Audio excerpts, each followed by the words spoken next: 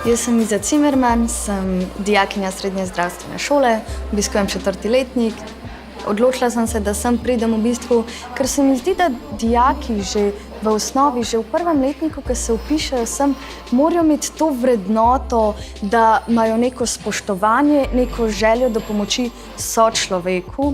In meni se zdi, da nas te vrednote tudi najbolj povezujejo. In zdi se mi, da tudi profesorji niso tako kot povsod, veliko bolj so človeški in se opase, da smo na zdravstveni šoli, da so tudi oni mogli čez take in drugačne stvari, čez neko prakso in so že veliko videli in doživeli. Ko gremo upravljati prakso, imamo kar velike izbire, ampak potem, ko ti enkrat prideš v klinično okolje, moraš se znati zorganizirati. Prvi teden je mogoče malo težje, že zaradi tega, ker si tudi ti na novo, moraš za skoraj vsako drugo stvar vprašati, kje je pa to. Ampak polka se pa enkrat ulaufaš, je pa vedno boljš. In na koncu meseca, ko moraš iti, je kar malo tako škoda, ne bi še šel, tudi oni bi nas kar tam obdržali, ker jim tako primanjkuje delavcev. Tako da poti so odprte. Dobro jutro, kako ste? Glede na to, da sem toliko zagnana že na tej šoli in mi je uspelo v bistvu pridobiti dosti točk, da se bom lahko klele na zdravstveno fakulteto vpisala v Ljubljani, kar pomeni, da me najprej čaka diploma. Potem pa bom šla pa za specializacijo kot inštrumentarka, kar pomeni v bistvu, da bom jaz pred operacijo bom mogla vse pripraviti, prešteti točno, koliko je pripomočkov in potem bom tako med napetimi operacijami bom lahko podajala inštrumente potom. Res je, da je to zelo, zelo odgovorno delo, ampak jaz ga bom sigurno resno vzela, ker me to res veseli.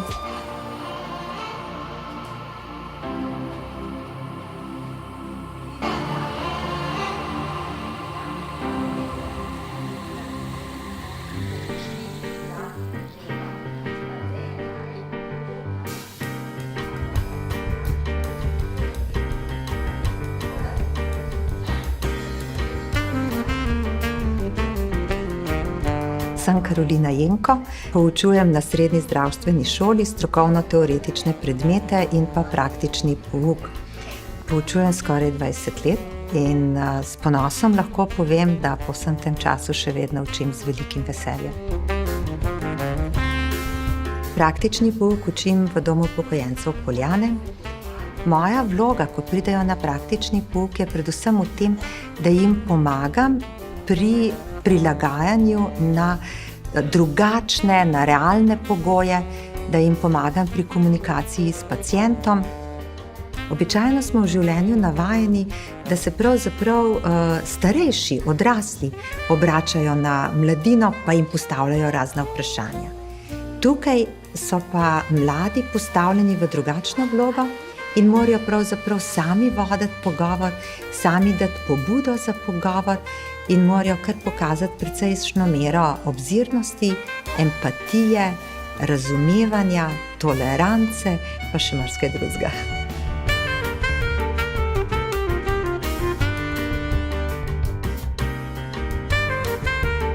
Na naši šoli se zelo goji kultura prostovoljstva in pravzaprav daje našemu pedagoškemu procesu posebno dodano vrednost. In tukaj je zelo pomembno vključevanje dijakov. V Domu upokojencev dijaki sodelujejo pri raznih akcijah, kot so pohodi z vozički po Ljubljani, miklavževanje, silvestrovanje, včasih tudi na kakšni drugi prireditvi, ki pravzaprav temu rečemo, da poskrbijo za življenjske aktivnosti, ustvarjalna zaposlitev ter razvedrilo in rekreacijo. Pogosto dijake vprašam, zakaj so se pravzaprav odločili za ta poklic, ki roko na srce ni lahek. Večinoma odgovorijo, da zaradi ljubezni do ljudi. In to se mi zdi tudi najbolj ta pravi odgovor. Če primerjam z ostalimi srednjimi šolami, bi rekla, da imajo naši otroci več srčne kulture, več sposobnosti empatije in več pripravljenosti poskrbeti za nekoga drugega. Samo delo z mladimi me izjemno veseli in mi vedno znova predstavlja en poseben izziv. Sem nepopravljiv optimist in verjamem, da v mladi generaciji se vedno najde dovolj pozitivne energije, da gre čas naprej.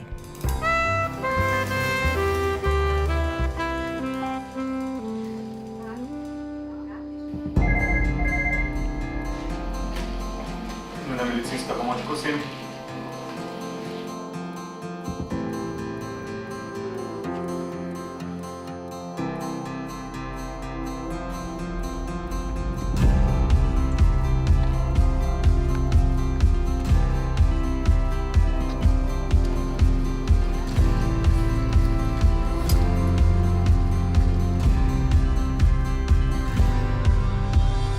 Sem David Gale, prihajam iz Ljubljane, sem zdravstveni reševalec. Zaposlen sem v zdravstvenem domu Škofja Loka na reševalni postaji in ambulanti nujne medicinske pomoči. Pri nas smo dobri prijatelji med sabo, dobro vzdušje, tudi izven službe se dobivamo, povezujemo. To je zelo pomemben, še posebej pri takem poklicu. Zanimivo je, da ko prideš v službo, nikoli ne veš, kaj te bo čakalo, kakšen bo tvoj dan. Ja, v bistvu ta poklic je edini poklic zdajle, če mi daš kjerokoli izobrazbo ali pa kjerokoli možnost do kjerkoli poklica, verjetno ne bi izbral nobenega drugega. Ne vem, kaj me veseli, ta adrenalin, fantje smo dobri prijatelji, sami svoji šefi, ne vem, kaj rečem, res. Če bi še enkrat zbiral, bi definitivno še enkrat zbral, ne bi nič drugega hotel.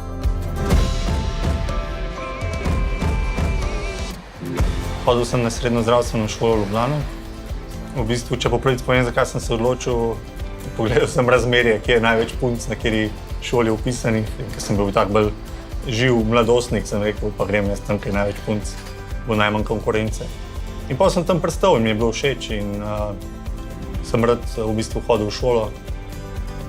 Ja, v bistvu na srednji šoli, ko te profesori učijo, pa se ti mogoče zdi, da je to neka stvar, ki te niti ne zanima toliko. Pa pol vidiš, ko prideš enkrat na oddelek oziroma ko prideš v neko službo, recimo v primeru naše službe, si ti tisti, ki stoji med tem, a bo nekdo preživel ali ne bo. In potem vidiš, koliko je tistega znanja, ki so ti ga dali ti profesori, uporabnega, ko začneš povezovati vsa znanja, pa vse, kar si pri predmetih dosegel, je pa ogromen enega znanja ti dajo na srednji šoli, ker se v bistvu sploh ne zavedaš, pa pol naprej vidiš, da je veliko si osvojil. Kako, gospod? V redu? Verjetno, če bi še enkrat izbiral, oziroma skoraj gotovo bi šel še enkrat isto pot.